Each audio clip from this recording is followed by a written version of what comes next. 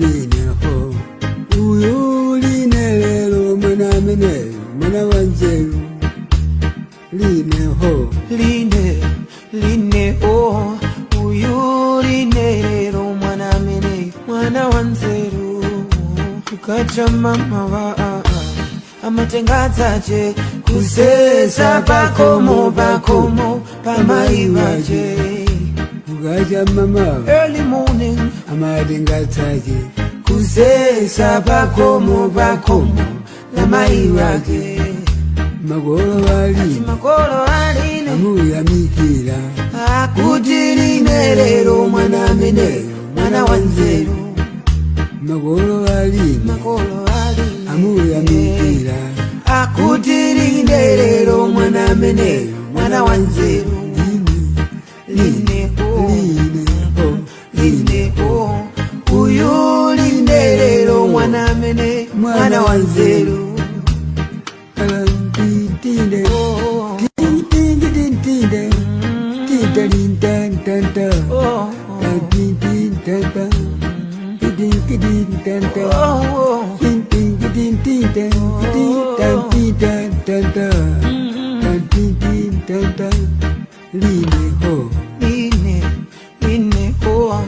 uyu line lelo mwana mene mwana wanzeru agire gogo wana madingo namuyamikira kuti na madingo mwana mene mwana wanzeru agire gogo wana madingo namuyamikira kuti na madingo mwana mene mwana wanzeru simukuna magogo kawizina ni malota ine bambo wanga tandisi ndasalandeka kawizina ni malota ine bambo wanga tamwalira ndasalandeka gondo mama gondo une mama mwe gondo mama chalamanda tafera moenda we gondo mama gondo une mama mwe gondo mama chalamanda utafera moenda we.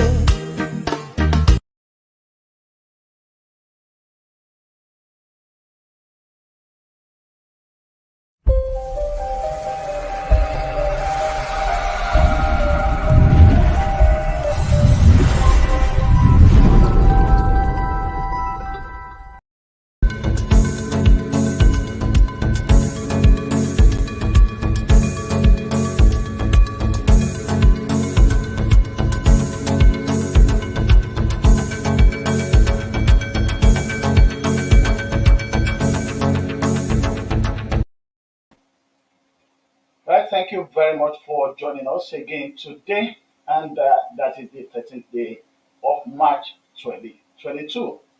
Wheresoever you're watching us from, good morning, good afternoon, good evening, and of course, good night for those out there in the region where you are just heading to bed. Right, today we will be talking about Ukraine, and it's going to be under the topic Ukraine and the rest of us. Over the couple of days, or like let's say about 3 weeks, there's been so much that has been said about Russia's invasion of Ukraine. Many people have taken sides. Some they're on the side of Ukraine. Some are on the side of Russia. Some they are on the side of NATO and the United States, while some have decided to take a neutral position. Today, we'll be sharing some resources with you. They are public, but they are not distributed in a way where almost everybody will see it, like the major ones.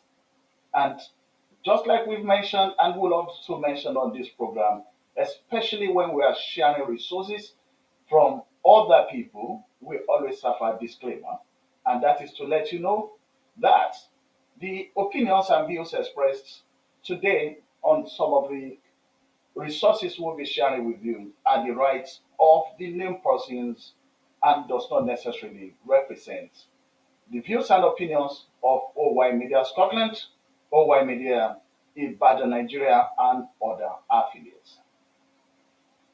Russia, Ukraine. We will not be going into history on this program because there are lots of resources out there. But we'll be taking some of these resources that actually go to the core of the situation and what people think rather than what is being fed generally to the public. But just before then, I want to share a Sky News report about the scheme by the UK government to give £350 to families or individuals that have spare homes or spare rooms to offer to the refugees coming from Ukraine. Let's sit back and let's have this. This is the room that we're able to offer. Double bed and a single bed on the floor. Hannah and Matt want their spare room to become a sanctuary. But ensuite bathroom. So we're thinking that a couple or a couple and a child. They plan to offer it up for free to a family who have fled the war in Ukraine. It's a moral obligation, I think, for us all here to be able to do something. We've got the space to do this. We've got a family, we've got children, but why would we refuse these people that are in desperate need? They're planning to sign up for the government's new Homes for Ukraine scheme, which will allow people to sponsor refugees to come and stay with them, even those with no family ties to the UK. The government says people offering a room or a whole property rent-free will get £350 a month as a thank you. Those with accommodation will be vetted and Ukrainian applicants will be security checked. And the offer must be for a minimum of 6 months. It's quite a big commitment, isn't it? 6 months minimum. It is, but then 6 months kind of isn't a long time either. And we would welcome people to our home for longer than that because we recognise the plight that they've come from. The government has been criticised for its response to the Ukrainian refugee crisis. But charities say they hope this new scheme will help thousands more. In just a week, we've seen 7,500 people say that they want to open their homes to welcome refugees. It's still an uncapped programme. That means if we can find a sponsor, a family can come. So if 20,000 sponsors come forward, then that's 20,000 families. That's huge. A website for the scheme is due to launch tomorrow, so people like Hannah and Matt can offer a safe place for those who have left everything behind. Katie Barnfield, Sky News. Right, that's a beautiful one from the UK government. Putting things in place to accept those people that are fleeing from Ukraine, from the war zone. And many thanks to one of our people on our program who says, God bless them. And that's a great one. And we hope that anyone that has spare rooms or spare home in the United Kingdom will be able to grant a space for those people. Usually what happens when there is war is the sort of things we're seeing today. We are seeing refugees, we're seeing people running for their lives. We are seeing innocent people, men, women, and children running for their lives. However, one thing that has been mentioned over and over about the Russia versus Ukraine war, if we put it at that, some people believe that it is actually NATO, US, Ukraine against Russia. But whichever way we take it, people have a very strong opinion that this war could have been prevented. So, in essence, we can say this war is not a natural occurrence. It is man-made. It is man-created. And it could have been prevented. Today, I was at the church. Same thing last Sunday and the week before. Many churches, and I believe that's the same thing that will be happening at the mosque and other religious centers, where people are praying for what is happening right now in Ukraine. One of the points that have been adopted is for people to pray against Russia and to pray against Putin. And people could be excused because they only depend on the news that they have access to. However, for people that have tried to balance the news, people that have tried to look for the sources from both sides and outside of those sides, looking for neutral news, people believe it is not going to be a prayer against Putin or prayer against Russia. It should actually be a prayer for peace and a prayer for those people that are stoking violence from underneath. We believe strongly that by now we should be wiser, especially with what we saw in Iraq and other places. Today, one of the intelligence officers in the US military who, uh, who had a disagreement with the government then about the presence of weapon of mass destruction in Iraq. We will be showing his video today and we'll be looking at or watching his reaction and his report about what is happening currently in Ukraine. But before then, in my place, they will say, ẹni tó ń gbọ́ ẹjọ́ ẹnìkan láti dájọ́ àgbà òṣìkà ni. That is an elderly person that listens to one side of the story and rushes into judgment is a bad elder. So today, we'll be looking at clips and we're going to start from Putin himself. And then we're also going to have access to a documentary that was made by BBC far back in 2014. But let's kick off with that of Putin. What exactly is the problem? I mean, is the man that is at the middle of this, is the man that is considered to be the evil in this issue. But what is his concern? And are those concerns justified? Now, don't get me wrong, we can't justify war. We can't justify the killing of defenseless people.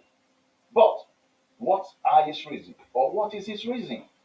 And can he be justified that he's been trying, like some people have said, he's been holding back because he didn't want to get into confrontation. Unfortunately, that is what we have at the moment. But let's take that first, and then we'll come back to talk about the rest. So just sit back, and we'll be right back here.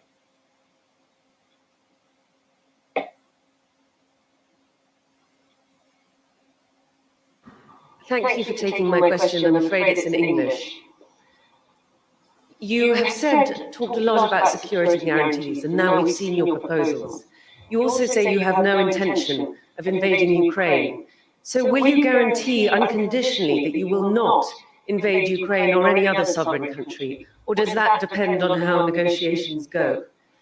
And another question, what is it, do you think, that the West does not understand about Russia or about your intentions?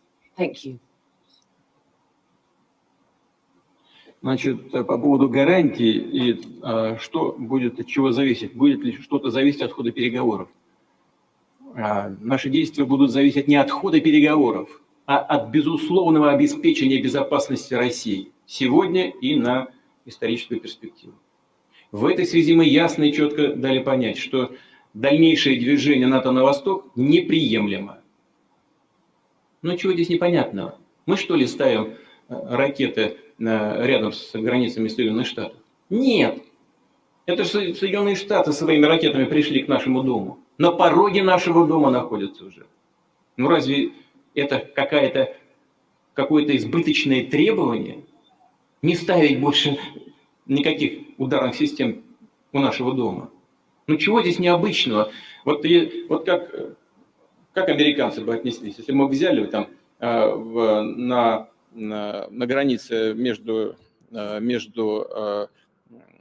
Канадой и США или на границе Мексики и США, поставили бы наши ракеты. А что, разве у Мексики и у США не было никогда территориальных вопросов? А Калифорния кому принадлежала раньше? А Техас? Подзабыли, что ли? Ну ладно, все затихло, никто не вспоминает про это. так как вспоминают сегодня про Крым. Замечательно. Но и мы стараемся не вспоминать о том, что как Украина-то складывалась. Кто ее создал-то? Ленин Владимир Ильич, когда создавал Советский Союз. Договор 22 года союзный и 24 год Конституции. Правда, после его смерти, но по его принципам создан. Значит, ну, вопрос в безопасности. Сейчас, бог с ней с историей, вопрос в обеспечении безопасности. Поэтому нам важен не ход переговоров, важен результат. Ну разве мы не знаем? Я же много раз уже об этом сказал. И вы наверняка знаете хорошо. Ни одного дюйма на восток, сказали нам в 90-е годы. Ну и чего? Надули. Просто нагло обманули. 5 волн расширения НАТО. И теперь уже, пожалуйста, в Румынии, сейчас в Польше появляются соответствующие системы. Вот о чем речь. Ну поймите же вы в конце концов. Не мы кому-то угрожаем. Мы что ли пришли туда, к границам США? Или к границам Великобритании? Или куда? К нам пришли. И теперь еще говорят, нет, теперь и Украина будет в НАТО. Значит, и там будут системы. Или, бог с ним, не в НАТО, а на двусторонней основе будут. Базы и ударные системы вооружений. Ну вот о чем идет речь.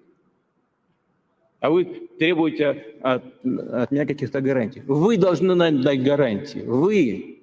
И немедленно, сейчас. А не забалтывать это десятилетиями. И под такой вот мягкий говорок о необходимости обеспечения безопасности для всех делать то, что планируют. Ну вот о чем речь. Ну разве мы угрожаем кому-то? Значит, теперь вторая эта часть у вас какая? Повторите. What is it that you think that the West does not understand about Russia or about your intentions? Но знаете что? Что понимает, что не понимает.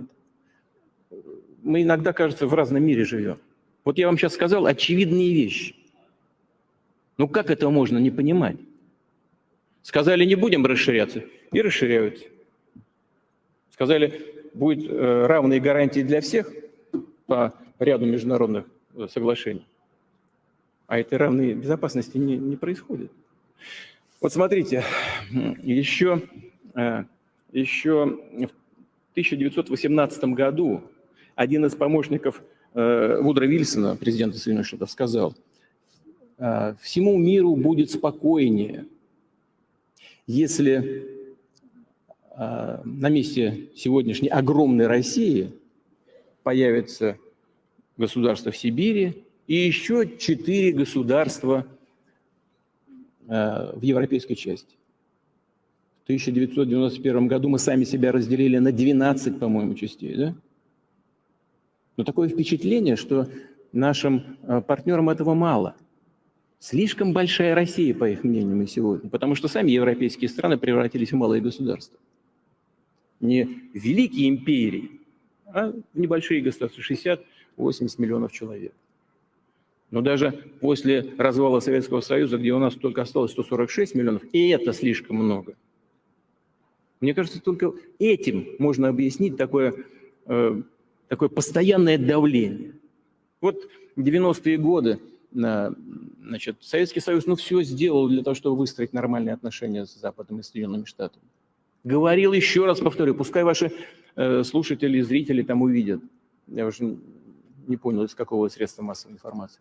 Но это не важно. Но на наших объектах ядерного цикла, военного цикла, сидели представители американских служб соответствующих. Ходили туда на работу, на объекты ядерного оружейного комплекса России. Каждый день они жили там. В правительстве России работали советники многочисленные, в том числе кадровые сотрудники ЦРУ. Ну чего вам еще больше это надо было? Зачем надо было поддерживать террористов на Северном Кавказе и использовать террористические явные организации для попыток развала Российской Федерации? Но это же делали, и я как бывший директор ФСБ это знаю наверняка. Мы работали там с двойной агентурой, они нам докладывали, какие задачи перед ними ставили западные спецслужбы. Ну зачем это надо было делать? Наоборот, надо было относиться к России как к возможному союзнику, укреплять его. Нет, все наоборот. Попытка дальнейшего развала. А потом начали расширять НАТО на восток. Ну, естественно, мы же говорили, не надо этого делать. Вы нам обещали не делать. А нам говорят, а где это написано на бумажке? Нету? Ну и все, идите вы подальше. Плевать мы хотели на вашу озабоченность. И так из года в год. И каждый раз мы огрызались, чего-то пытались, значит, воспрепятствовать чему-то. В озабоченности высказывали. Нет. Идите вы со своими озабоченностями. Будем делать то, что считаем нужным. 1, 2, 3, 4, 5. 5 волн расширения. Так что в чем она нас не понимает? Я не знаю. Вы спросите, что здесь непонятного? Мне кажется, все понятно. Мы хотим обеспечить свою безопасность. Thank you for taking my question. I'm afraid it's in English.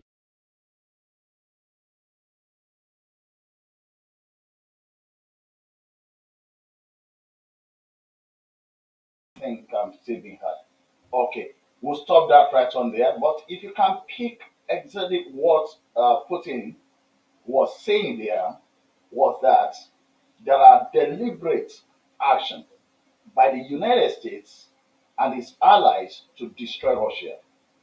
And he even spoke to past governments many years back that they've always preferred that Russia breaks into pieces. That even with 146 that they have, 146 million that they have at the moment, they still want that country to be broken into pieces so that its power could be destroyed.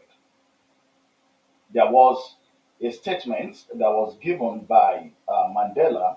I saw the video, but I've not been able to bring it to the program, where obviously, you know Mandela. Mandela obviously accused the United States and did mention that the bomb that was dropped on Hiroshima and Nagasaki, while the Japanese were already resisting, not restricting, they were already going back, they were already handing down that it was a statement to Russia that it shouldn't have happened.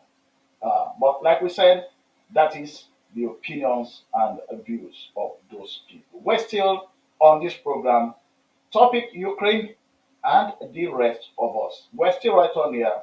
Remember when Putin started this campaign, shortly before it started, he said Russia will strive for the demilitarization and the Nazification of Ukraine. And those are things that we'll be looking at today. I will only do like a brief talk on them, but I'm going to show you some of the video clips that have been out there. You are still right on with us on OY Media. My name remains Samuel Oludare Jerokon. And we will be come back after this short and break. Do stay on with us.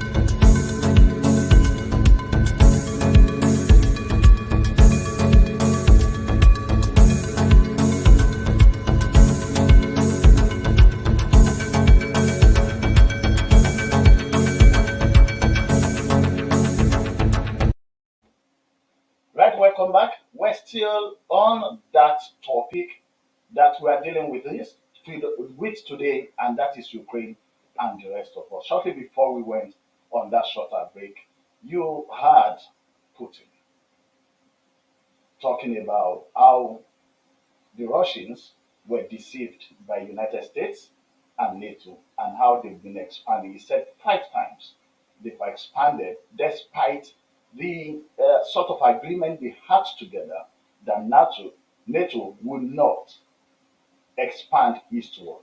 And he believes, and that's what he said, that when Poland and Romania that are not in Europe, that NATO now has missiles in those areas. And this is part of the issues that that is happening around that sector, where Russia believes that the moves that is being made by United States and NATO is actually to crush Russia. So when Ukraine took this step to join NATO. And people believe that that is when the problem started, but no. And we're going to see some of those things today. But taking it off on the surface, Russia believes that if Ukraine joins NATO, definitely NATO will have space to put their weapons on ground in Ukraine. And that is just the next neighbor to Russia, which they believe is actually not acceptable to them. Now, many people have mentioned that, I mean, if a country is independent, it's a sovereign country, they could decide wherever they want to go or whatever they want to do. But that thought or that view or that opinion about life is only for those people on the streets. When you talk about government, especially the world powers, they don't believe that any nation is neutral. There's a doctrine which the United States has used severally to engage with other nations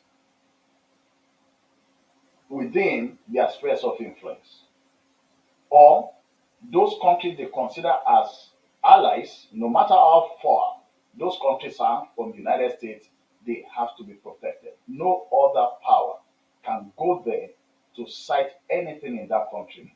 The United States will take them on. You know, Bernie Sanders is one of the top United States politicians.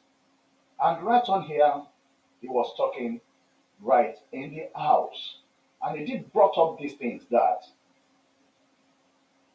we are doing something wrong. And when I say we are, the United States, that we're doing something wrong.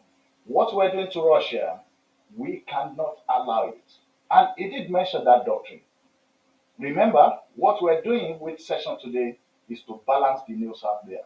So that when you watch this thing, consider them, do your own research, then you know how to engage when there's discussion about Russia and Ukraine. Okay, this is Bernie Sanders. Mr. President, Vladimir Putin may be a liar and a demagogue, but it is hypocritical for the United States to insist that we, as a nation, do not accept the principle of spheres of influence. For the last 200 years, our country has operated under the Monroe Doctrine, embracing the principle that as the dominant power in the Western Hemisphere, the United States has the right, according to the United States, to intervene against any country that might threaten our alleged interests. That's United States policy. And under this doctrine, the United States has undermined and overthrown at least a dozen countries throughout Latin America, Central America, and the Caribbean. As many might recall, in 1962, we came to the brink of nuclear war with the Soviet Union. Now, why was that? Why did we almost come to the brink of nuclear war with the Soviet Union? Well, we did that in response to the placement of Soviet missiles in Cuba, 90 miles from our shore.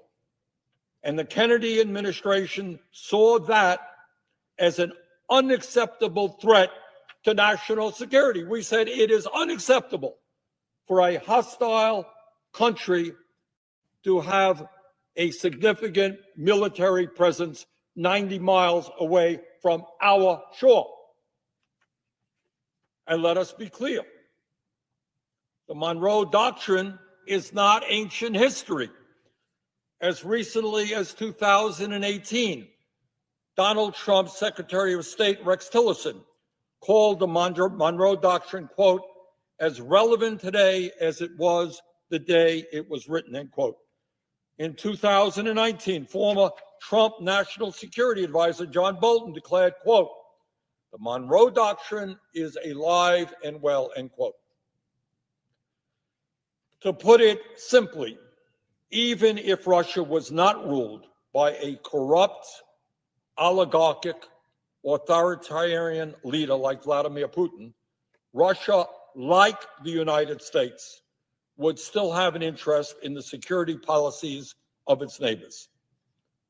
And I want people to think about this.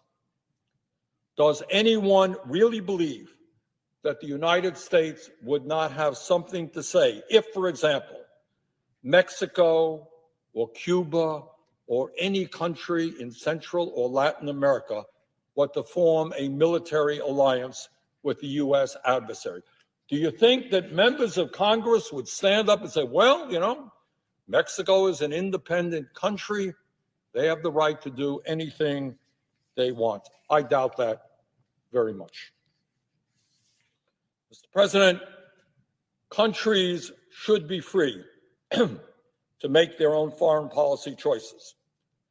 But making those choices wisely requires a serious consideration of the costs and benefits. The fact is that the US and Ukraine entering into a deeper security relationship is likely to have some very serious costs for both countries.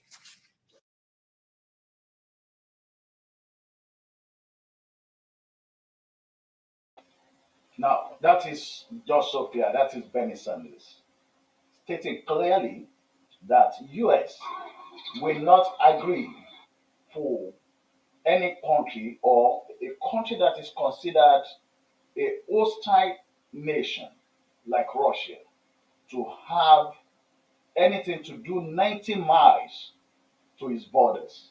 So any country within that 90 miles, Russia cannot go on and say that, okay, yeah, they're a sovereign country, we want to reach a military alliance with them, and then US will just keep quiet. No, it doesn't happen. And that is for people that have kept on saying that no, Russia has, Ukraine has the right, a sovereign country can go to anywhere where it likes. No, international politics does not work that way. Now, you've had Putin himself, you've had Sanders, who happens to be a politician, saying that the US has taken a wrong step, that they're pushing it too far. In fact, Putin said 5 times. And he also mentioned that he worked as the director of FSB, which is just like the CIA in Russia, and there were some agents from United States that worked with them, and they knew clearly that the direction is actually to split Russia into parts so that it will not be as powerful as the United States.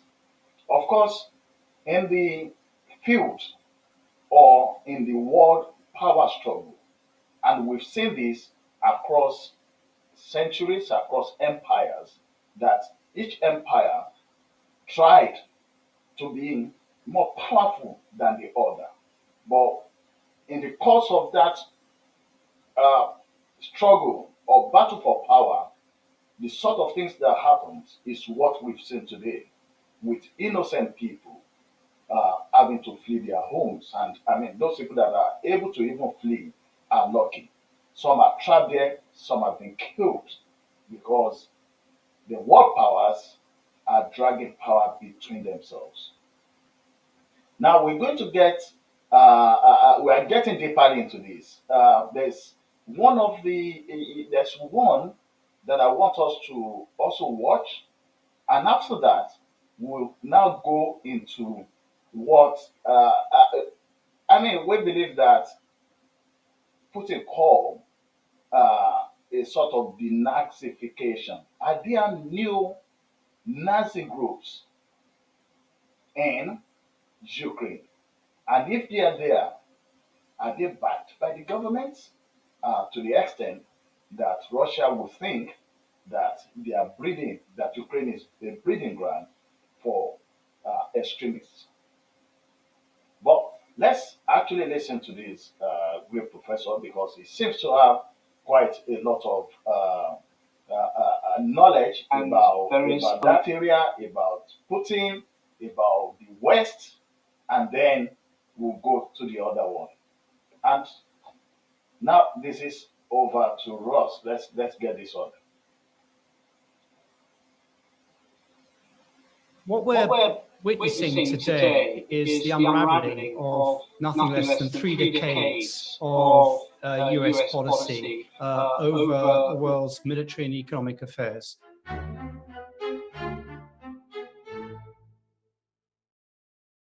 And now there's Putin's invasion of Ukraine. What could follow is China deciding to move in and take over Taiwan. So I'm by no means justifying what Putin is doing at the moment. It's horrendous. However, it is right, I think, to point to cause and effect. And there is a lot one can say about how America and the West managed its 3 decades of unchallenged supremacy over the world, and to point out the fact that it needn't have turned out like this. Putin has made his own journey as president. He started out as a Russian president who tried his best to court America. And this courtship between Putin and America basically lasted all the way until a very famous speech that Putin made at a Munich Security Conference in 2007, in which he lambasted the West and America for basically moving into Russia's space.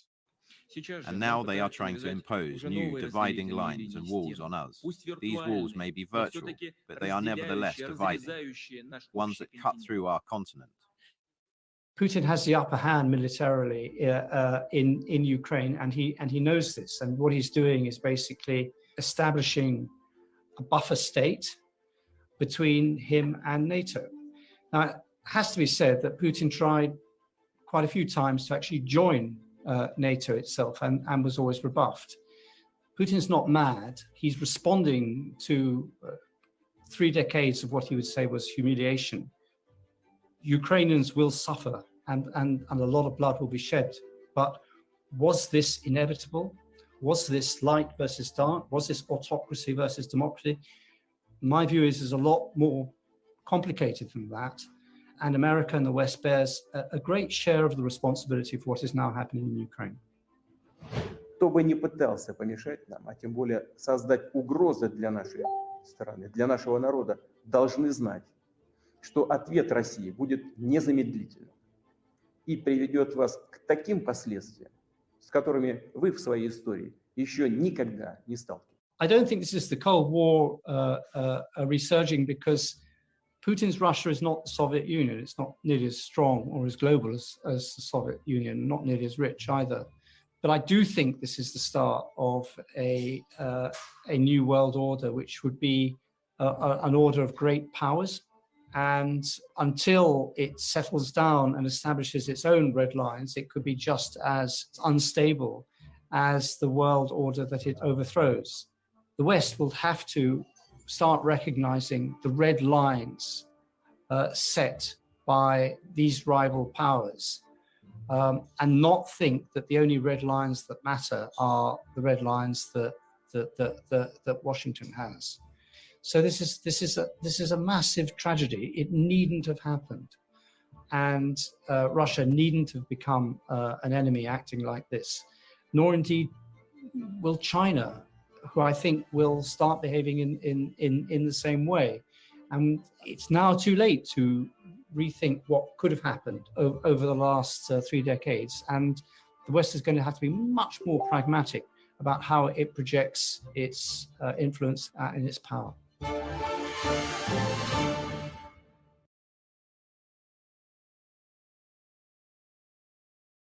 Let's get that. Okay. That's exactly what you've heard. From what we've heard now, even Russia, Putin, when he became the president, tried to court America. He tried to work with America. Under him, Russia attempted to join NATO, but it was pushed back.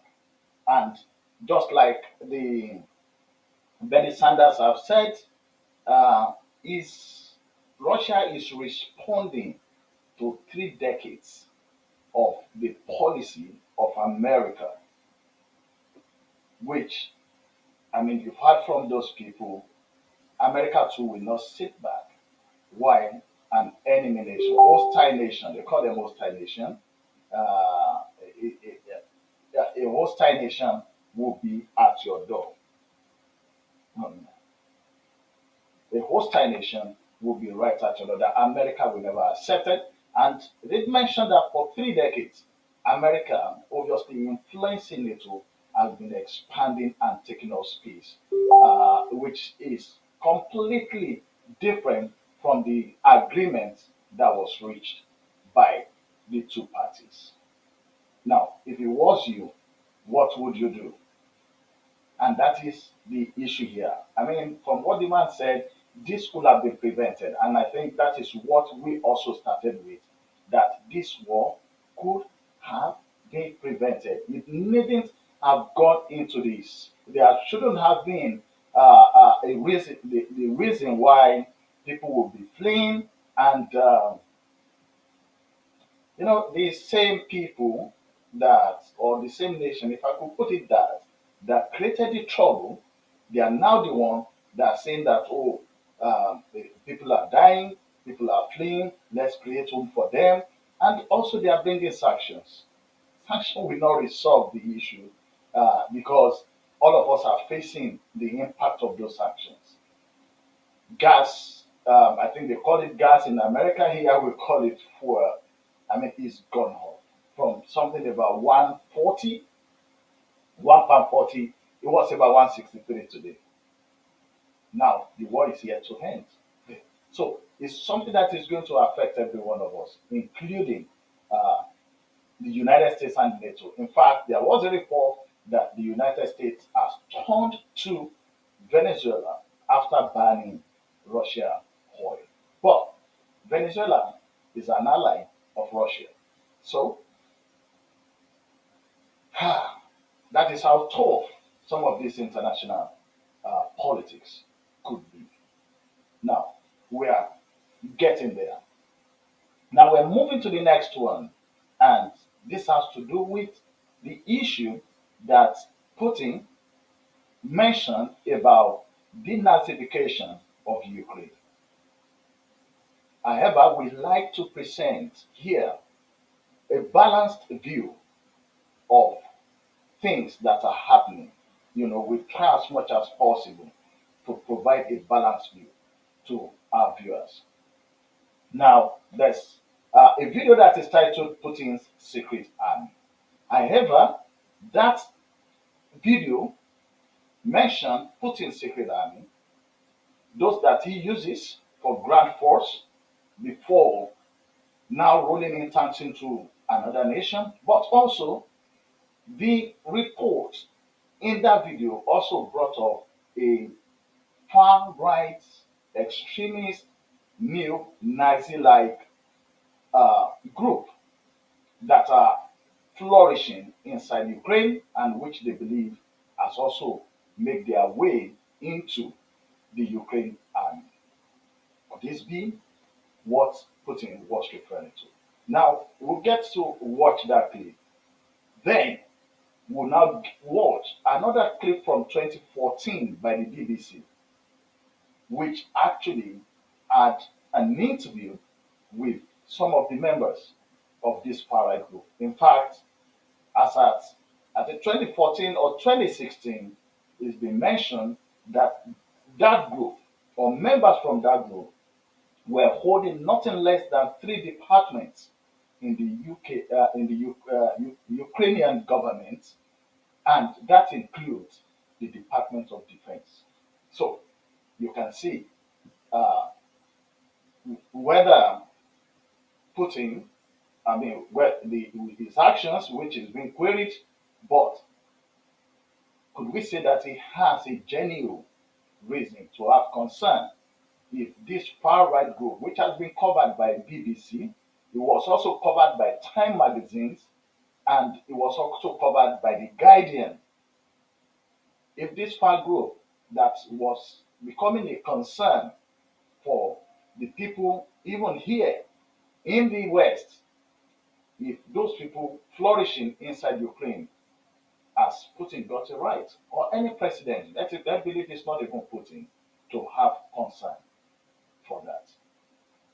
We'll get that once we come back from this heartbreak. You're still right on to OY Media Scotland. My name is Samuel Ogudari.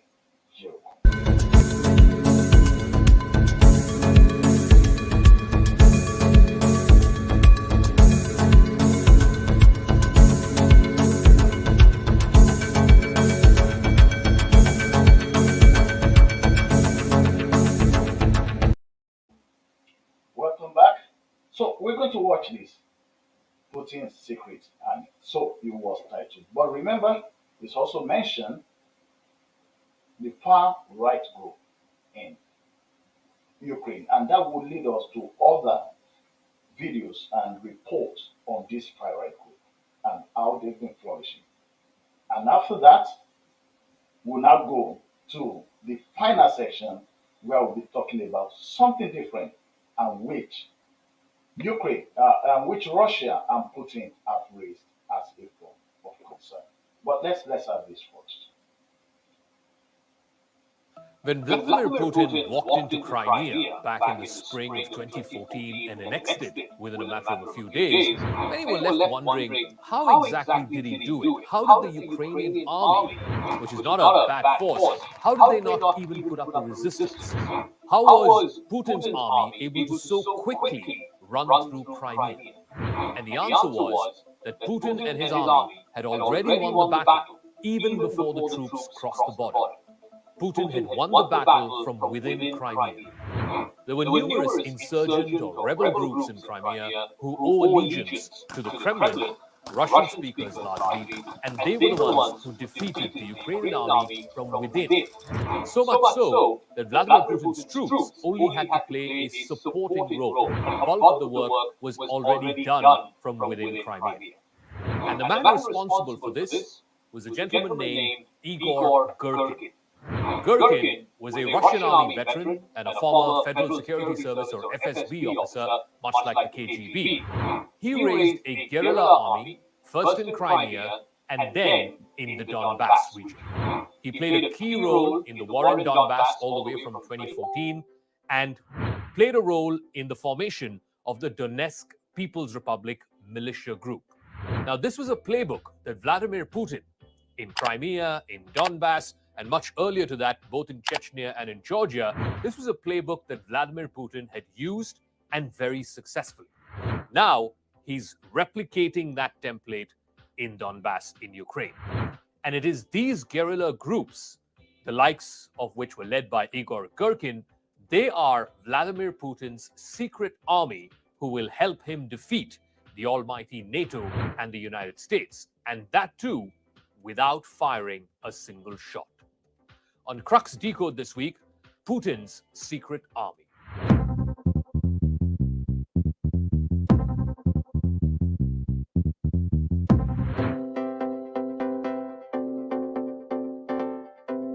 Igor Girkin led a group of militants in the siege of Ukraine. This was called the Siege of Slovyansk. This happened in 2014, right after the battle for Crimea.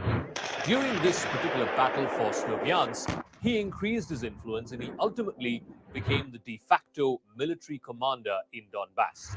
Later on, when the Donbass People's Republic formed an interim government, Igor Girkin got appointed as the defense minister. This was in the Donetsk People's Republic. Girkin is a self-described Russian nationalist. He was charged by the Ukrainian authorities with terrorism.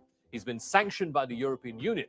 Back in 2019, Girkin was charged with the murder of more than 280 passengers on board the MH17 flight from Amsterdam to Kuala Lumpur. That was shot down over Ukrainian airspace. He now has an international arrest warrant against him. Igor Girkin leads the Russian National Movement, a political group whose stated objective is, quote unquote, uniting the Russian Federation, Ukraine, Belarus and other Russian lands into a single all-Russian state. Gherkin's status as of this moment is uncertain. Many are saying that he was wounded in battle some years ago and has been inactive ever since. There are also other reports which suggest that the Kremlin moved him out after a bitter fallout. People like Igor Gherkin represent a cheap but highly effective tactic used by Vladimir Putin to win wars. He's raised similar such guerrilla armies, first in Chechnya, then in Georgia, even in faraway Syria. He's been using this as a copybook template in Ukraine since 2014, since the annexation of Crimea. And even today, even before his troops walk in, look at the events of the last few days. He's created and recognized the Donetsk and Luhansk People's Republics. He has armies of men owing allegiance to the Kremlin, both in Donetsk and in Luhansk, the two biggest cities in Donbass. Now, Ukraine says that these are insurgents that Putin has raised and supported, and they do not necessarily represent the genuine feelings of the people of eastern Ukraine.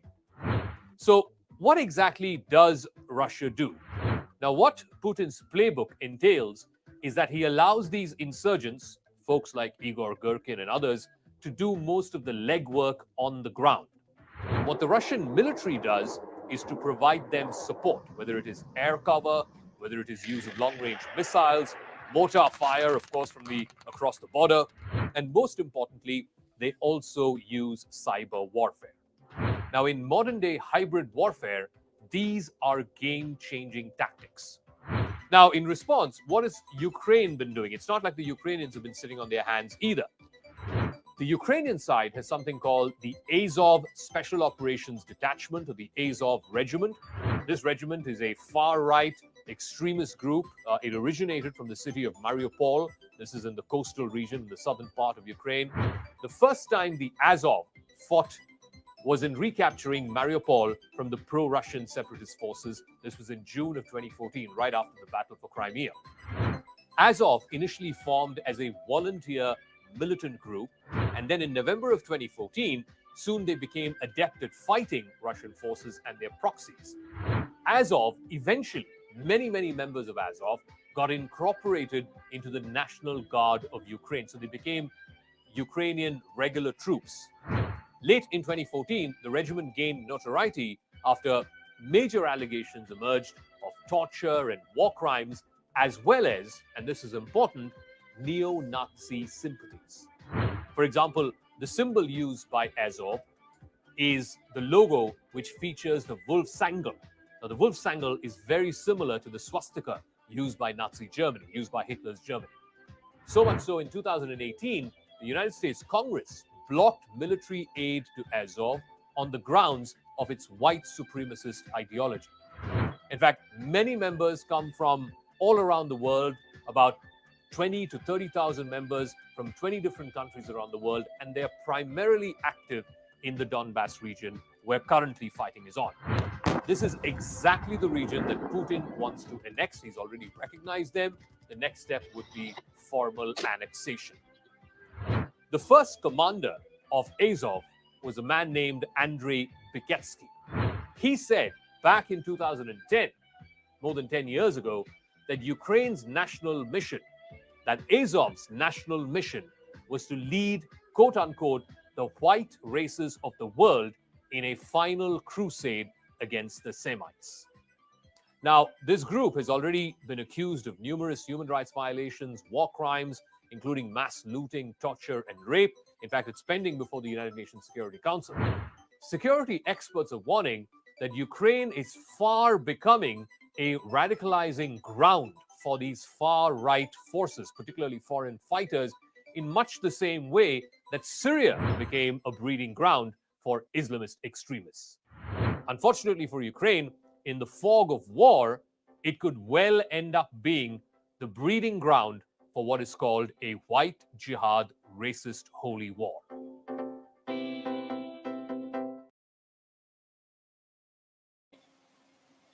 Right, that's what you've seen clearly, that there were concerns right here in the West and in Europe about this far group. But remember that right at the beginning of that clip, the presenter did mention about those people that Putin used for war.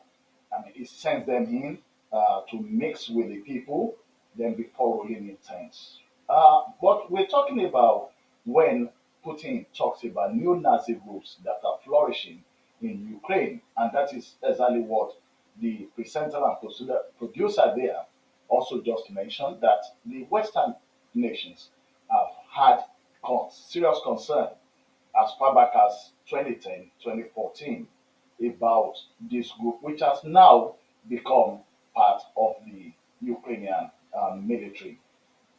And you find out here that the US Congress actually blocked aid to that group, that regiment, Azov regiment.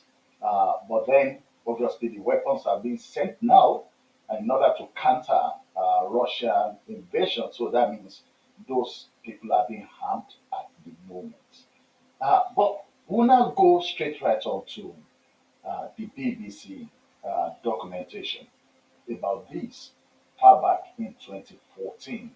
And this is just also to mention about what Putin said about neo-Nazi groups uh, flourishing in Ukraine. Let's get our lead videos.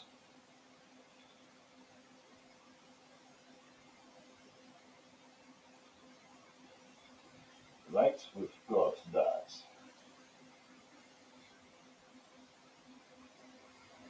Yep. It seemed like an odd way to spend a Saturday, watching the blood sports at a festival for far-right extremists. This was the summer of 2019, and I'd gone to Ukraine to learn more about these groups. From the crowds, one thing seemed pretty clear about them. They weren't bothered by the fact that this event was organized by the Azov movement, a far-right group that has increasingly been linked to violence around the world. The shooter is linked to a 74-page manifesto filled with white supremacist rhetoric. FBI agents say he expressed a desire to travel to Ukraine to fight with a far-right paramilitary group. At least one member of an American hate group also trained in Ukraine with Azov Battalion.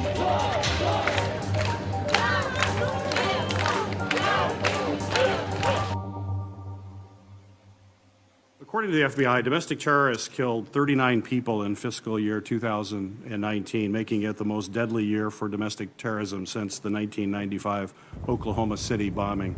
The threat of white nationalism has evolved since Oklahoma City, where a domestic terrorist used a truck bomb to kill at least 168 people. Police don't tend to see such terrorists as lone wolves acting in isolation anymore. It's become clear to law enforcement that these attackers often have links to a global network, one with common goals and a shared ideology. We are looking very hard at white supremacists or neo-Nazis here, connecting through social media online with like-minded individuals overseas, and in some cases actually traveling overseas to train. Over the last few years, experts in violent extremism have grown especially alarmed about the Azov movement. The group emerged from the revolution that swept across Ukraine in 2014, and it has gotten a lot stronger amid the ongoing war with pro-Russian forces in eastern Ukraine. The fighting in that region has become kind of ideal breeding ground for militias like Azov. At their public events, one thing that surprised me was how many Ukrainians tend to see Azov not as militants or extremists, but as war heroes. In Kiev, the capital, I watched an Independence Day parade where veterans of the Azov battalion marched alongside other volunteer militias, surrounded by cheering crowds, who thanked them for defending Ukraine against Russia. But even at the march, there were signs of the far-right ideology that's so common inside Azov. The symbols on their flags have been especially controversial. Azov says it combines the letters I and N for idea of nation, but extremism experts see it as an emblem of Nazism. The official symbol of Azov, it's a version of Volksangel. It was one of the symbols of one of SS division during the World War II. It is one of more or less usual symbols for neo-Nazi groups all over the world. And it's not just about their symbols. When it was founded in 2014, Azov drew many of its commanders and recruits from Ukraine's most notorious far-right groups, including outright neo-Nazis. We basically recruited everyone who could hold weapons in their hand when Ukrainian state was paralyzed and the defense of Ukrainian state was totally in the hand of Ukrainian volunteers. So there were many war adventurers, guys who believed that they are on a kind of ideological tour to save maybe the future of the West and so on and so forth. So the future of the white race? Or, yes, yes. Azov's paramilitary wing is now a major fighting force, with its own bases and training grounds near the front lines of the war against pro-Russian forces. After the Veterans Parade in Kyiv, I interviewed Andrei Biletsky, who founded the Azov movement in 2014. Это воинское братство, это люди, которые не просто служили вместе, вместе проливали кровь, переживали гибель товарищей, сладость побед, охраны общественного порядка на улице. Мы создаем отряды самообороны, которые помогают поддерживать порядок на улицах. Azov's leaders have also tried to break into politics. They failed to win any seats in parliament during the most recent elections in 2019, but their plans in Ukraine are ambitious.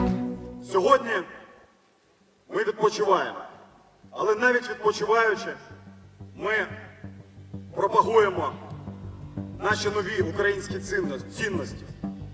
Бути сильними і сміливими, бути єдиними і відчувати братерство своєї нації. What worries officials in the West is Azov's recruitment strategy. It's tried hard to build friendships with far-right groups around the world, especially in the US and Europe. During my visit in 2019, I spent a day at one of the biggest recruitment events in Azov's history. Thousands of people showed up for a day of fighting sports and blatant propaganda. There were neo-Nazi symbols, tattoos, and posters all over the place. And many in the crowd seemed pretty receptive to Azov's far-right ideology. Бути толерантним про-ЛГБТшникам – це неприродне. Для цього треба людині промити мозки. Поважати своїх батьків, любити своїх дітей, пишатися за свою країну – це нормально. Events like this also tend to attract recruits from abroad. One of the ones I met was named Robin, who had just arrived in Ukraine from Sweden, where he told me he's wanted for hate crimes. This is hard to explain the surroundings for someone who's watching this, you know. It's surreal. It's like, I don't know, it's like something you read about the great Germany before, you know, in the 1920s. It's a revival of the Indo-European soul. And it's all happening here in Ukraine. Afterward, we rode back to the Azov base in northern Kyiv, where Azov commanders had allowed Robin to stay as a potential recruit. We are Aryans, and we will rise again. That's a way of life, you know. And after the war in Germany, we went back to the benches, school benches. But now we will rise again. Are they neo-Nazis as an organization? No. Have they had neo-Nazis in their organization? I would say look at the US Army and you would find neo-Nazis as well. Dave is an American expat and US military veteran who has volunteered to help Ukraine's National Guard. And he's met a lot of the recruits who'd come to join Azov. You only need one of these guys to kind of go home and commit an act of terrorism to then really damage the reputation of Ukraine in the eyes of the world, right? So that's really a risk that Ukraine faces. Do you think they're taking it seriously enough? No, yes. A few weeks later, Robin, the Swede I met at that festival, wrote me that he was going to the front lines to join the fight. With recruits like this, it's little wonder that US officials see Azov as a threat. Experts point out that the pace of white supremacist terrorism has intensified, with new incidents frequently filling the headlines. 22 gunned down at a Walmart in El Paso, Texas, 2 killed near a synagogue in Halle, Germany, 9 more in an attack on 2 shisha bars near Frankfurt, and a series of arrests exposing far-right terror plots across the US and Europe. One tally reported an increase of 320% in such attacks in Western countries between 2014 and 2019. Я знаю, я вірю, я переконаний, що ми готові до боротьби, що ми готові бути сміливими і сильними, що ми готові перемагати. Поза нами Україна, а перед нами наша остаточна велика перемога. Слава Україні! Героям слава! Слава нації! Смерть ворогам! Україна! Понад усе! Україна! Понад усе! Україна! Понад усе! Right, and that's like a report on the Azov regiment in Ukraine. It's considered to be a far-right extremist group, neo-Nazi. They have neo-Nazi leaning and belief. So, but apologies. That clip is from the Times, and it was released on the 8th of January 2021. That is over a year ago. Looking into that, it's not that of the BBC, which I mentioned just shortly before I played that. Then we're going to have the BBC one just now, and that one was captured in 2014.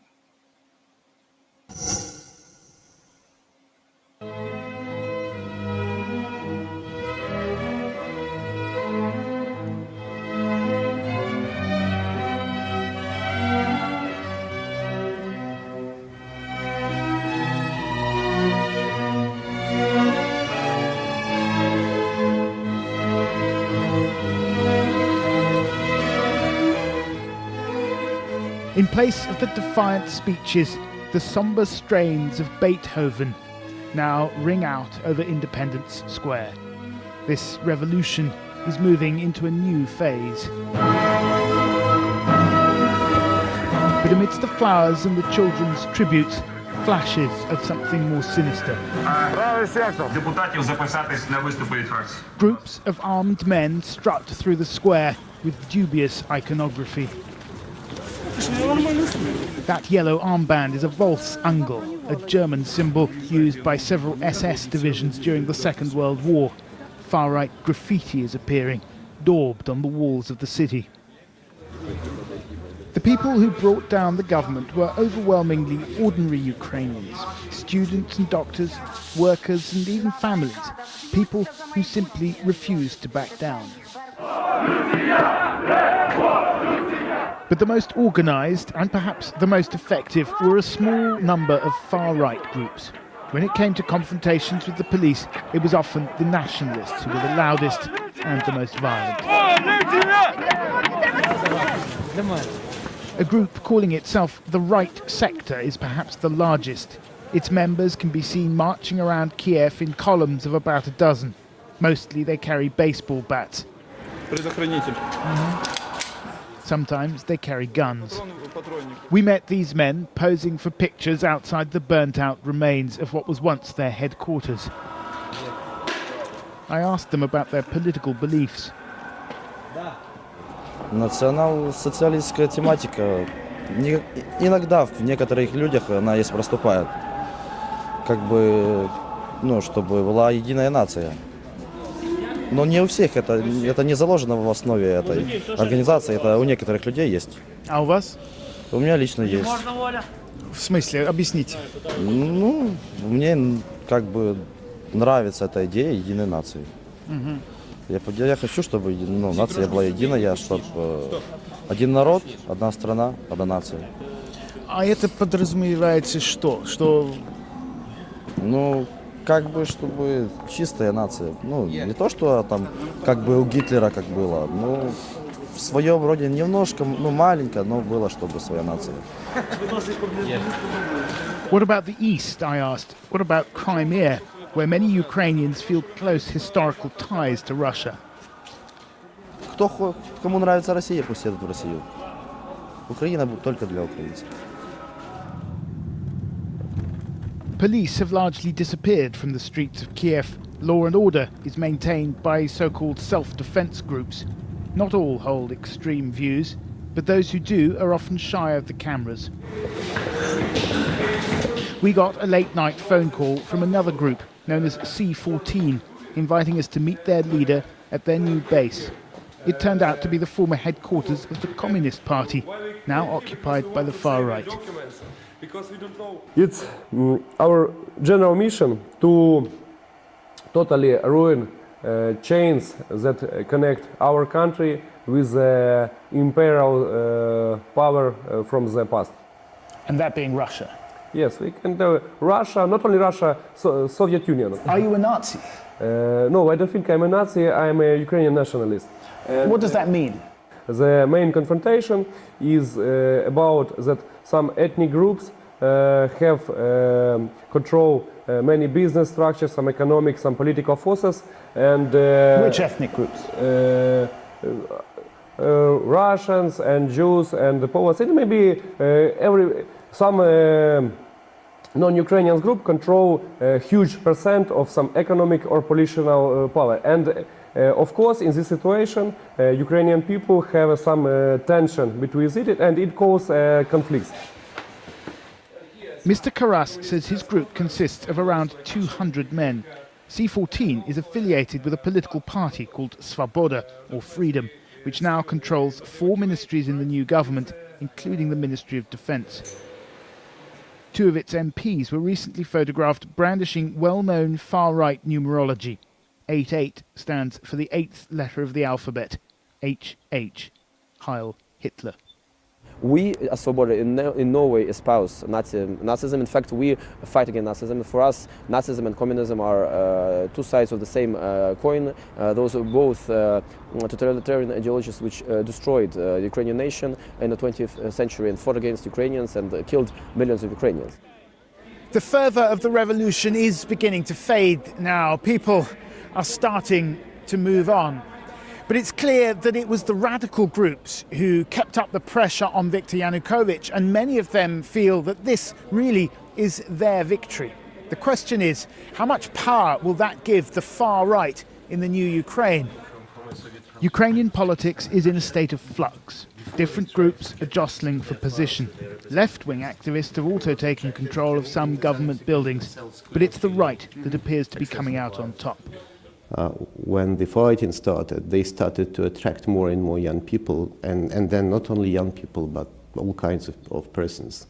Where they were marginal, regarded as marginal previously, now they are seen as being at the core of the protest, and therefore at the core of those who now have a popular legitimacy to make decisions.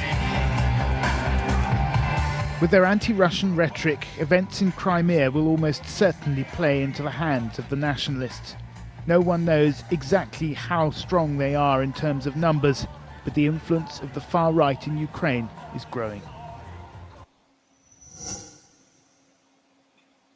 Okay, that is the piece from BBC that was recorded in 2014.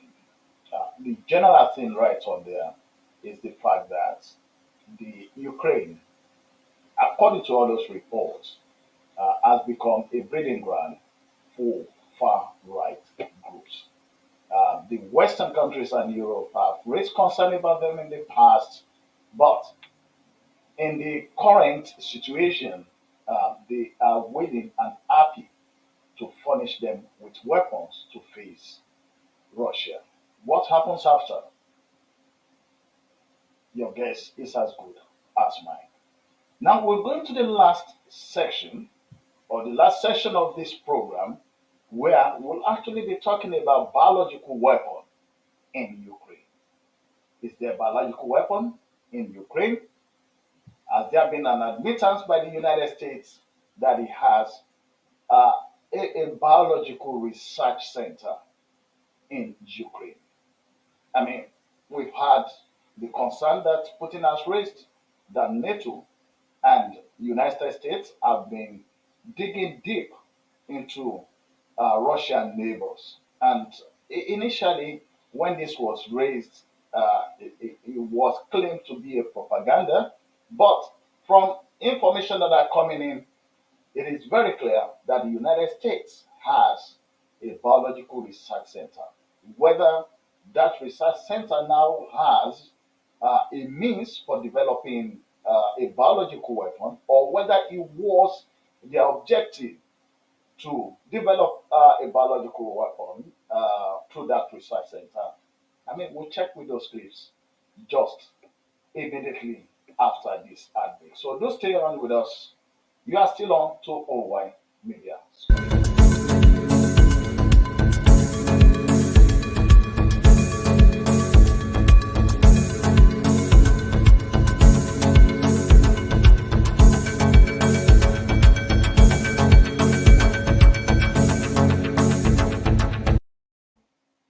Right, welcome back. You are still on to OY Media Scotland. My name is Samuel Odudari. We're still talking about Russia and Ukraine, and of course, the topic of our session today is Ukraine and the rest of us. And remember, right at the start of this program, we did mention about bringing other views that you don't actually hear. They are not as popular. They are not as they don't spread like the mainstream one that we've been listening to. Yeah, my apologies for that. The mainstream one that we've been watching, or the ones that we hear. And like I said, for those that are joining us, even when we go to our churches, they are praying against Russia and against Putin. But that's because the media or the resources or the news that people have access to is the one that has demonized Putin.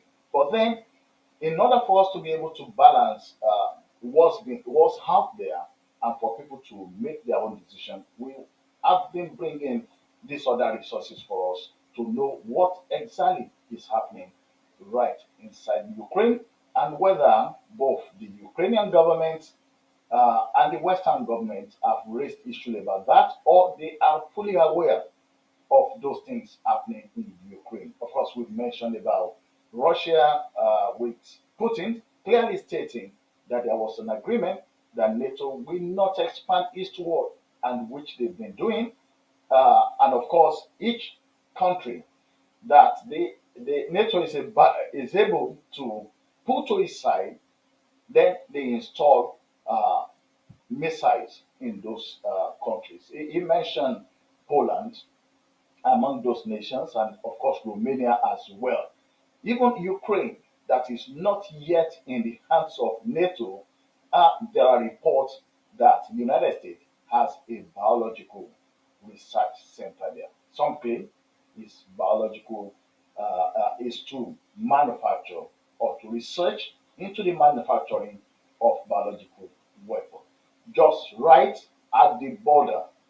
Because I mean, after Ukraine, then you have Russia. So, and we've mentioned this, that would you, as Putin, let's say it's not Putin, if you are the president of Russia and you have all these things happening around you, would you have raised concern, or would you have just sat back?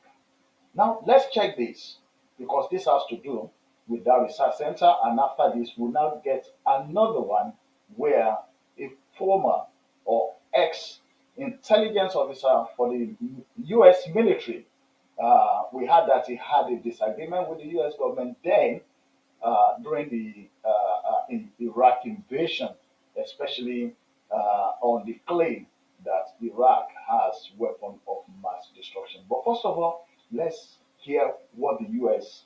I think one of the senators or who did mention that yes, U.S. has a biological research center. When they say biological, it's not just like the biology to look for medicine or so. It's definitely something different. But let's watch this.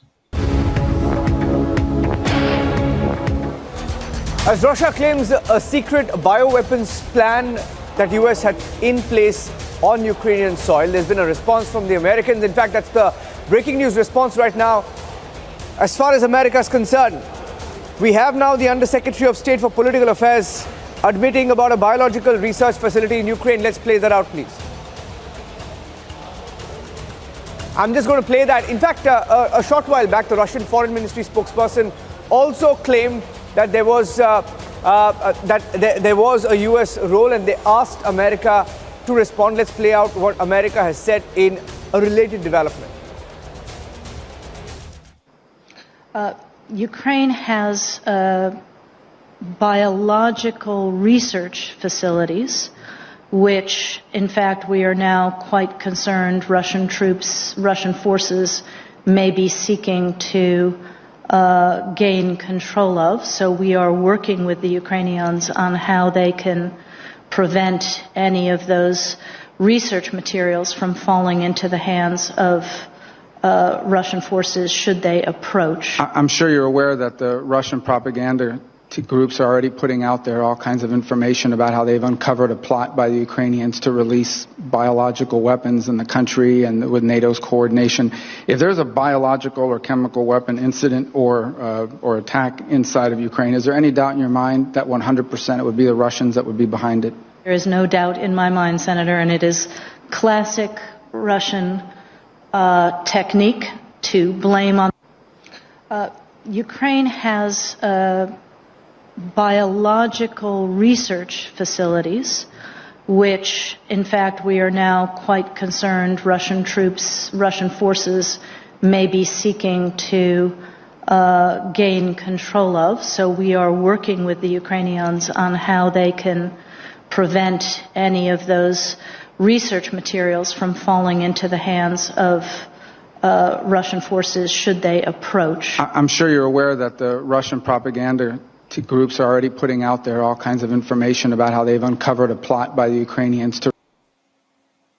Right.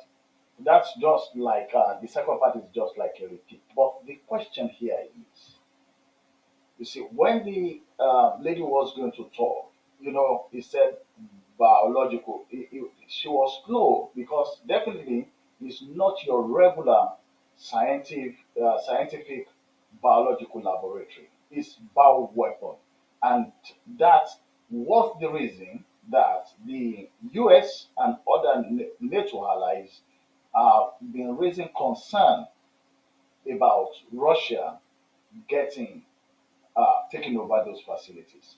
In fact, from the Russian side, they said they've been able to see a secret document which actually has all those details about what they want to do right in that facility. Now, that facility is not operated by Ukraine. It was not built by Ukraine. From other information that have come out, they said it was by the United States.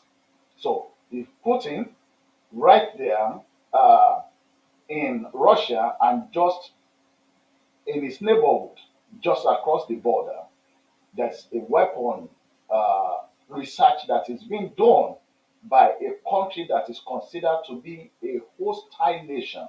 Remember, Bernie Sanders mentioned this, that they have that agreement that hostile nations cannot, 90 miles to where you are, they are not meant to be there. So we have the United States obviously having the facility. And when you talk about the United States, it also involves NATO, because the United States obviously directs NATO. So these are the issues. And this is just to bring a balance. I mean, we've said it right from the start, there's nothing, we can't justify the killings that are going on right now in Ukraine. But what we're saying is that this could have been prevented.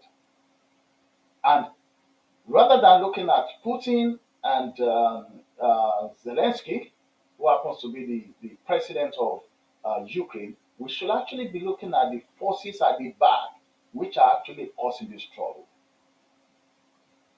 If there is, for those that are religious among us, if there are people that we need to pray against, I think we need to go back and check our facts before praying for God that this person is evil, God remove this person.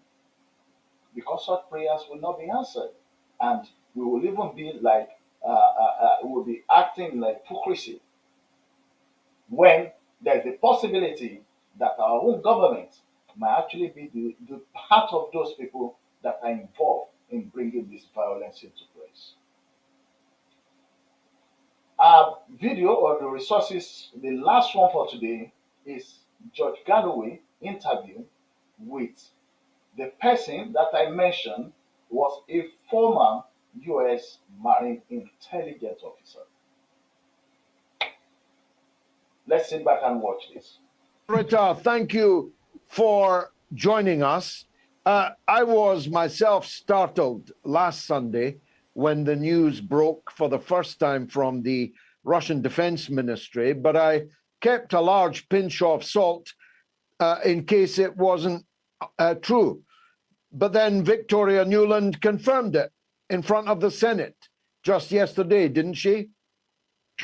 Well, she confirmed that there were biological research labs. She did not confirm that there were biological weapons or biological warfare labs. But the distinction between the two is sometimes a very narrow one. And the United States has for many years been walking a very thin line between what is permissible under the Biological and Toxins Weapons Convention under Article 1 and what is prohibited. And I think when the data is shook out, we're going to find out that what was going on in Ukraine clearly falls in on the prohibited side. We know this from Robert Pope, the director of the program the Department of Defense program that operated these labs. He gave a press conference right before the war started, where he was worried that the Russians might turn off the electricity or somehow bomb the power generation capability of these labs, saying that the samples that are there, the pathogen samples, which are frozen, would thaw out. And then if the facility was damaged, they would be released. And that's a legitimate worry. But then he went on to say something that I wish Marco Rubio had followed up with Victoria Nuland. He said, some of these facilities are newly manufactured. Some of them date back to the Soviet biological warfare period, meaning they are biological warfare facilities. And he said, scientists being scientists, there's no doubt in my mind that some of these scientists preserve the very weapons they were working on.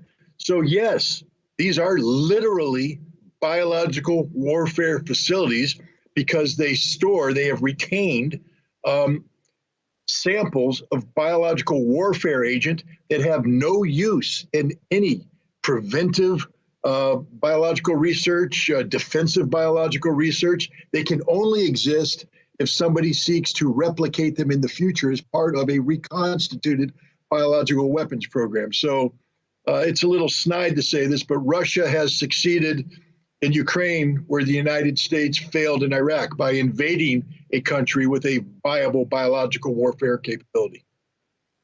Yes, it's one of the great ironies. No WMD in Iraq, just 1 million dead people, just ISIS and Al-Qaeda cascaded around the world, just a Grand Canyon of hatred opened that will never be closed. And there were no WMD at all in the end. Let me move on, if I may, to tax your military background and your military knowledge. I said, and I'd like your view on it, that Russia has been fighting this war with one hand deliberately behind its back. If it had wanted to, it could have flattened every city in Ukraine in the way that we did in Iraq in 2003. Am I right about that? Yes, I have to admit that when Russia initiated this action, I was one of the people that believed that they would use their doctrine in pursuing their military objectives, and that is to combine overwhelming firepower, that is massed artillery strikes, which literally devastate the area in front of them, followed up by massed armor assault through that area, penetrating and moving on and repeating as necessary, literally destroying everything in its path. And this is a military that's fully capable of doing this. And I was a little shocked when I saw that they weren't. And two things. One, we have Ukrainian friends who are very anti-Russian, but they have family back in Ukraine who they, of course, call back to check in on. And early on, their family members said, "Oh, the Russians are here." And they said, "Well, how's it going? Are they, brutalizing you?" And no, they're very polite. They're very polite. They say, "Please just live your life." They let us fly the Ukrainian flag. They just say, "Get out of our way because we're going to accomplish our mission, but we don't want to interfere with you. We don't want to do anything." And then she said a couple days later that the Ukrainian forces had counterattacked, taken advantage of the Russian softness, pushed the Russians back. She said the Russians refused to defend in the urban area because they didn't want to cause civilian casualties. And then I listened to a Russian general, and he said, in Ukraine, we are using the Syrian tactics. Now, many people in the West will say, aha, I knew it. That means they're going to bomb Aleppo into the dirt. The Russians didn't bomb Aleppo into the dirt. What the Russians did do is work with the Syrian army to surround urban areas where these jihadists had been gathered, terrorizing the population, surround them, and then give them the opportunity to evacuate on buses with their security guaranteed by Russian military police. A soft approach that protected civilians, protected civilian areas. And the general said, we're doing this. And he said, we have paid a heavy price for this. He said, while we have destroyed the Ukrainian ability to fight a cohesive battle, meaning divisions coordinate with divisions, et cetera, they still have the ability to operate on the battalion and brigade level, and they are cutting off our convoys. They're killing our boys because we're coming in soft. To give you an example, in Kharkov, whatever you want to call it, Russian Spetsnaz went in with the intention of negotiating their way through. The deputy mayor who met with them was assassinated by the Azov battalion for collaborating, and the 15-man detachment that had been sent in there was surrounded and annihilated by the Ukrainians, who were fighting in an urban area. And people say, well, why are the Russians bombarding residential areas in Kharkov? They're protecting, because the Ukrainians are dug in there. They're dug in there. They're putting their equipment there. And now Russia has taken a pause. And the feeling is, and I think I've heard a Russian general say this, that they're giving the Ukrainians one last chance to bring this thing to an end. They've confronted the Ukrainian government with a fait accompli. The Ukrainian government knows they've lost. Anybody who isn't paying attention to the propaganda knows Ukraine has lost this fight. Now it's just down to the bitter, bloody end. It's like when the Russians crossed the Vistula and came up to Berlin.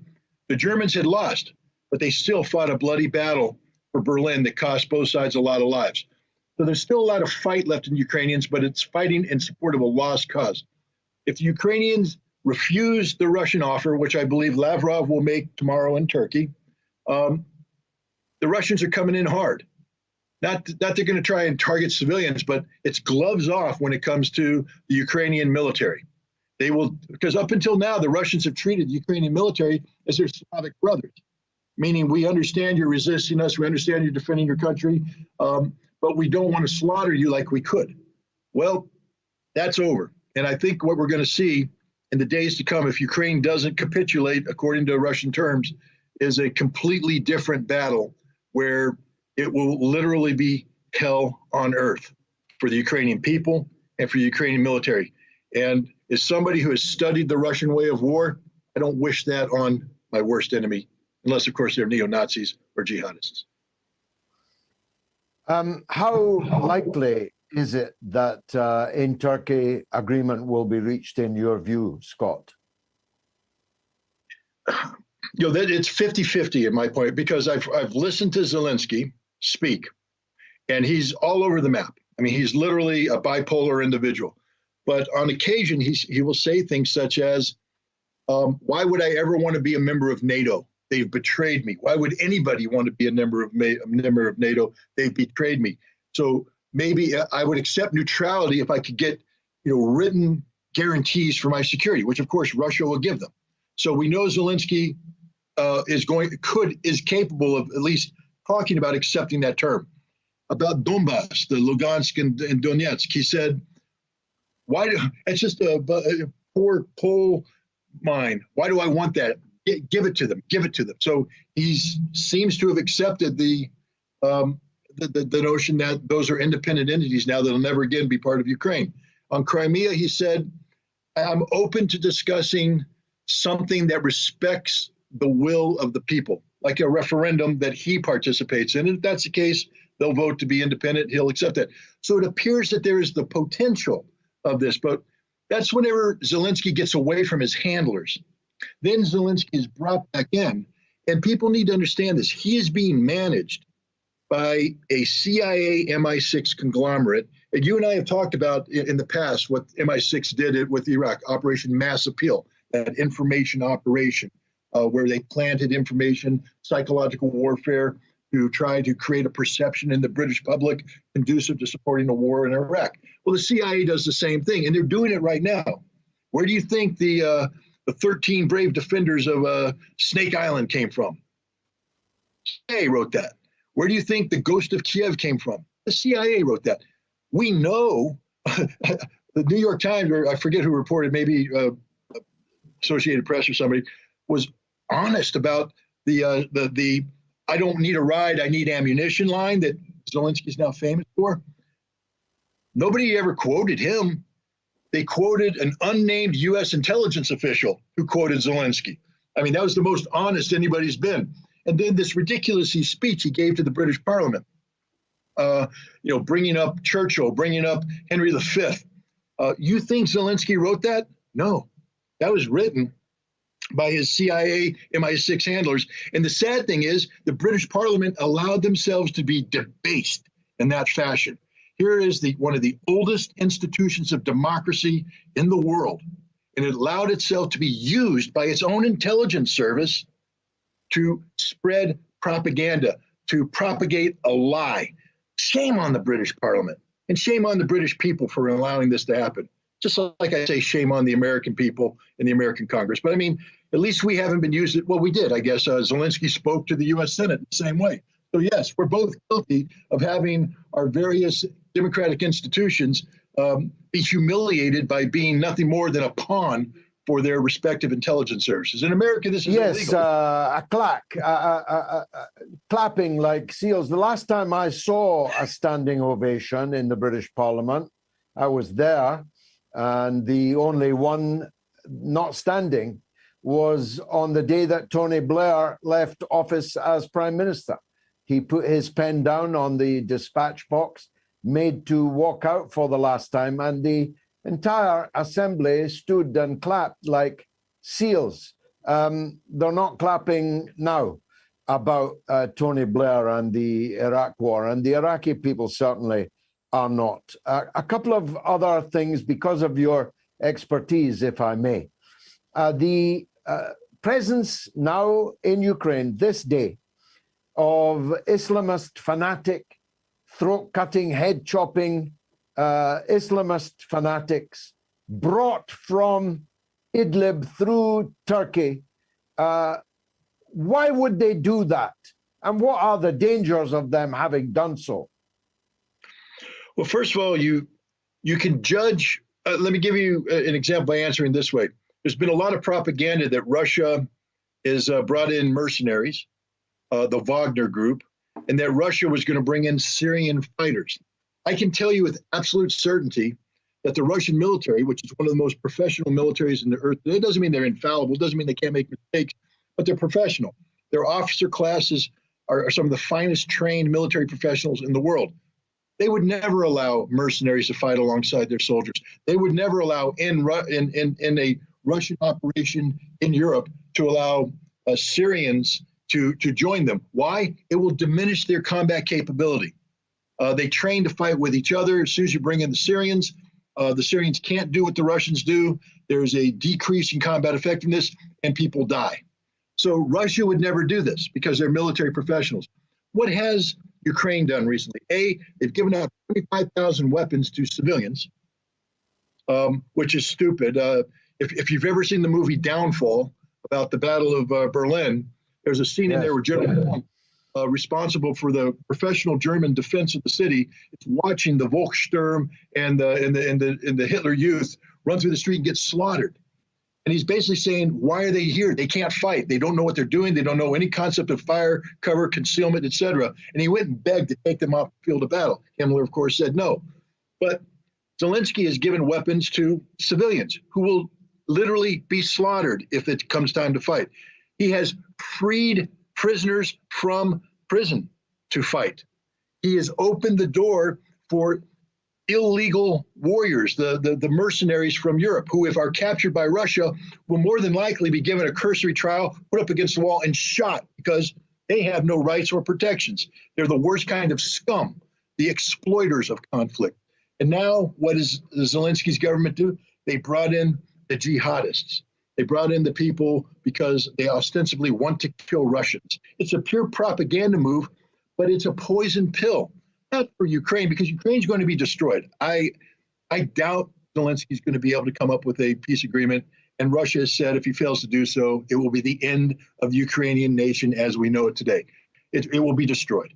But now we're going to have these jihadists who are being armed, by the way, with Javelin missiles and Stinger missiles. Now imagine what happens when a bunch of bloodthirsty jihadists take these weapons into Europe. Would you like to be the German chancellor driving on a highway knowing that up in the hills could be a jihadist hit team armed with javelins that will take you out? Would you like to be the president of the United States visiting Germany knowing that up in the hills they're in? Would you like to be trying to land Air Force One in an airport in Europe knowing that there's Stinger missiles down there ready to shoot you down? This is literally the worst kind of decision making ever. To put that much weaponry into Ukraine in an uncontrolled fashion.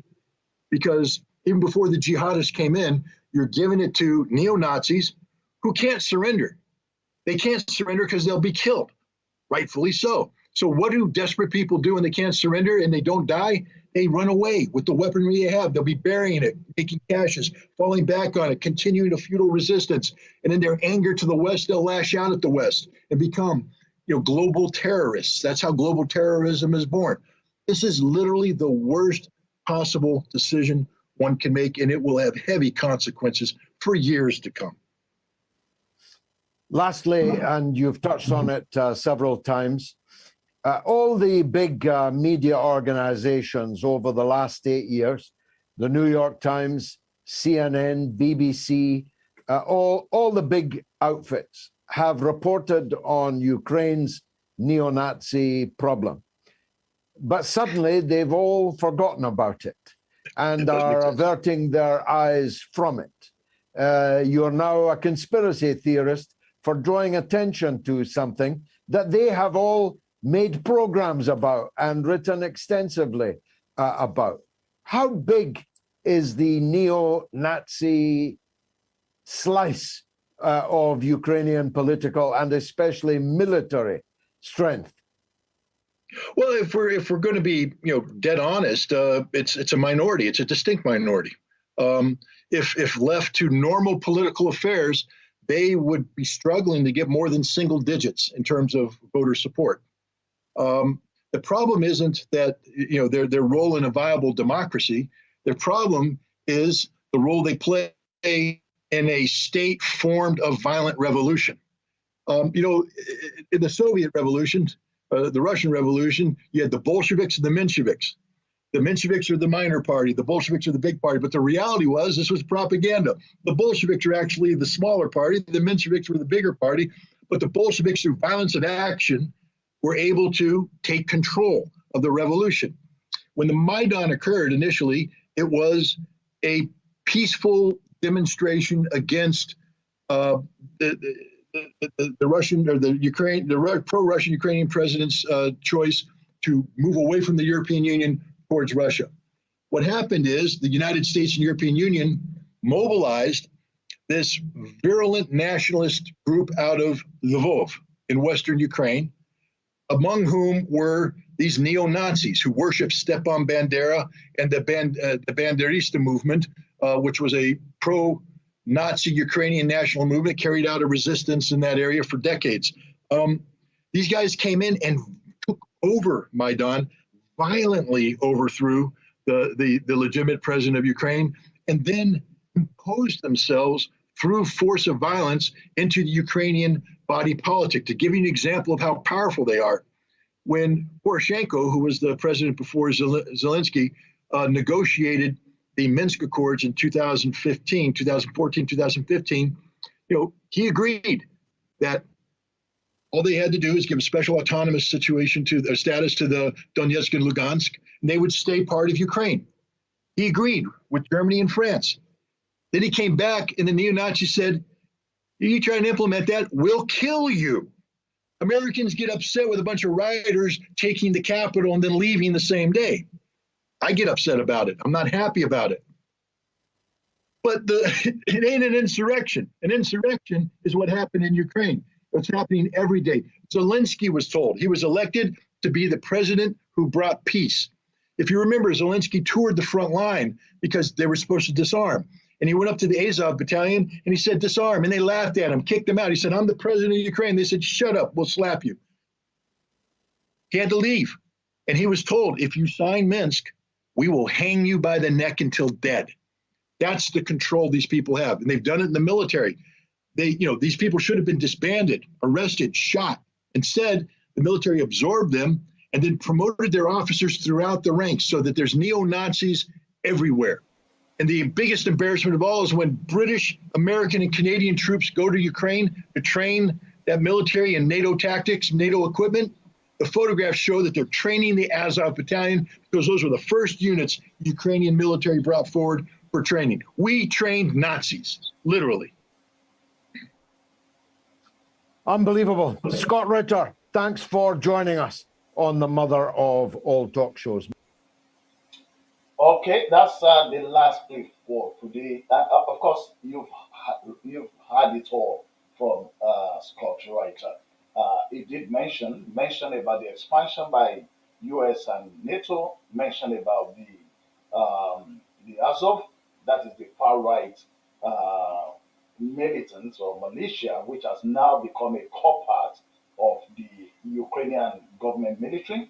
And like he's saying, that actually when NATO goes on to train them, they're actually training far right people. We also mentioned the concern about all the fighters that have been asked to come into Ukraine, including releasing those people that are in prison and giving guns to everybody. Of course, this is part of what happened after the fall of Iraq and also after the fall of Libya.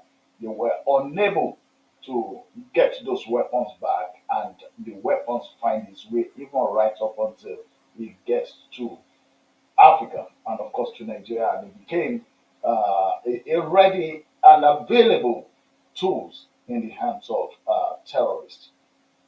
So that brings us to the end of the program. Obviously, we've tried as much as possible to bring some other news about Ukraine so that we'll get the right perception.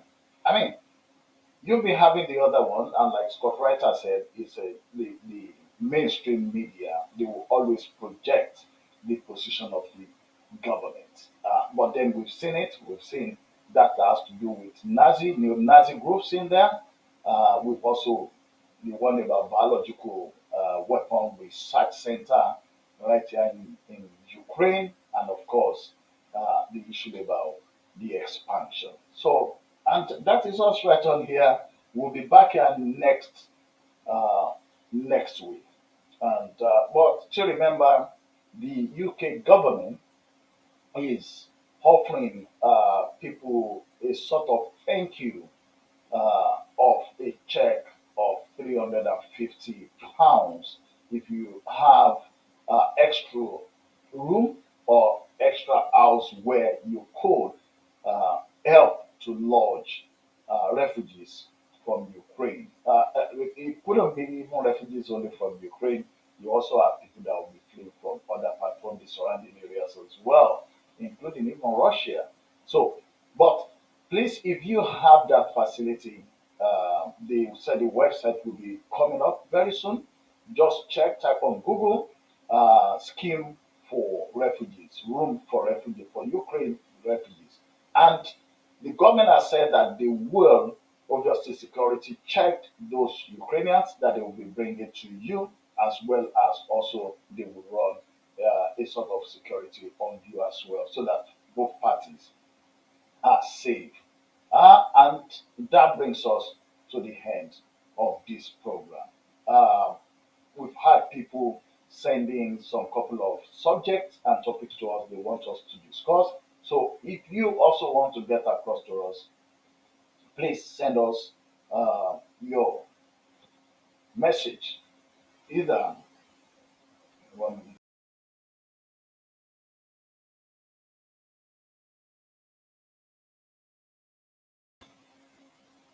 Apologies for that break. Send us your message either on this live broadcast or on our number. You can call us 0141 391 1997. And until next week, when I'll see you again, do stay safe.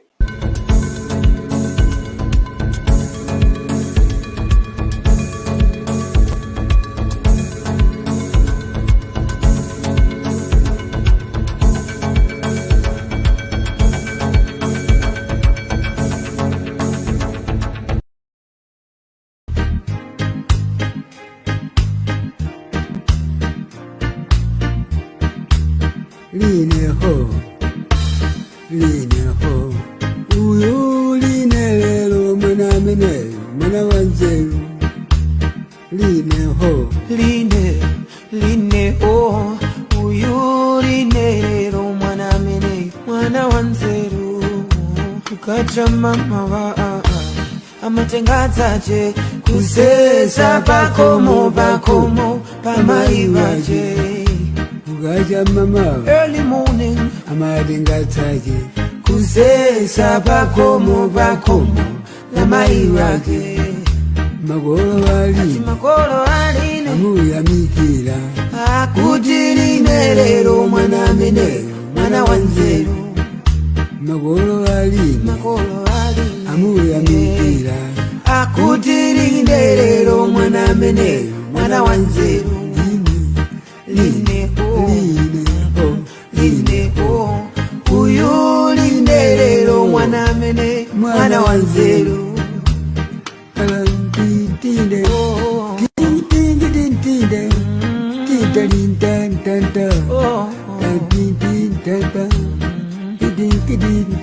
Oh